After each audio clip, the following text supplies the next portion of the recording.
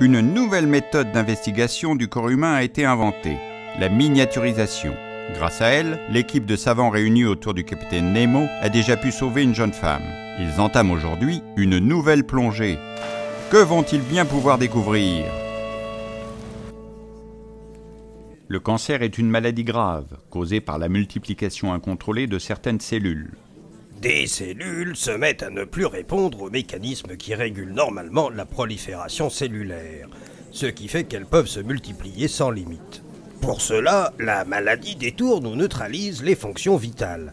Ainsi, le phénomène de mort cellulaire programmée, que l'on nomme apoptose, qui est une autodestruction naturelle des cellules permettant d'équilibrer leur nombre, ne fonctionne plus. Les cellules cancéreuses provoquent aussi l'angiogenèse, c'est-à-dire la croissance de nouveaux vaisseaux sanguins qui vont alimenter en sang les tumeurs et leur permettre de se développer. Et elles risquent d'envahir d'autres régions du corps en produisant des métastases. Qu'est-ce que c'est?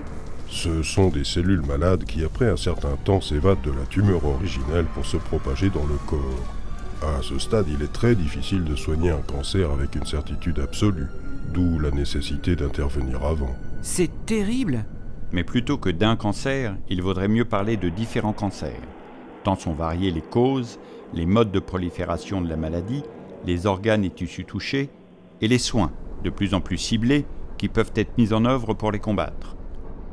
Les causes peuvent être des infections, des radiations comme les ultraviolets solaires, ou des produits toxiques comme le tabac, l'alcool ou présents dans l'alimentation. Il peut y avoir aussi une prédisposition génétique de certains sujets. Les facteurs sont variés et peuvent être multiples, et nous ne les connaissons pas tous. Avec l'augmentation et le vieillissement de la population, le nombre de cancers a considérablement augmenté ces 20 dernières années. La recherche étudie le fonctionnement intime des cellules et les mécanismes de développement des cancers, mais aussi les facteurs de risque professionnels, environnementaux et comportementaux. Le ou les vaccins contre le cancer sont encore loin, mais la recherche avance par différentes voies. Grâce aux progrès en prévention et en diagnostic, et grâce aux nouveaux traitements, plus d'un cancer sur deux est guéri aujourd'hui en France.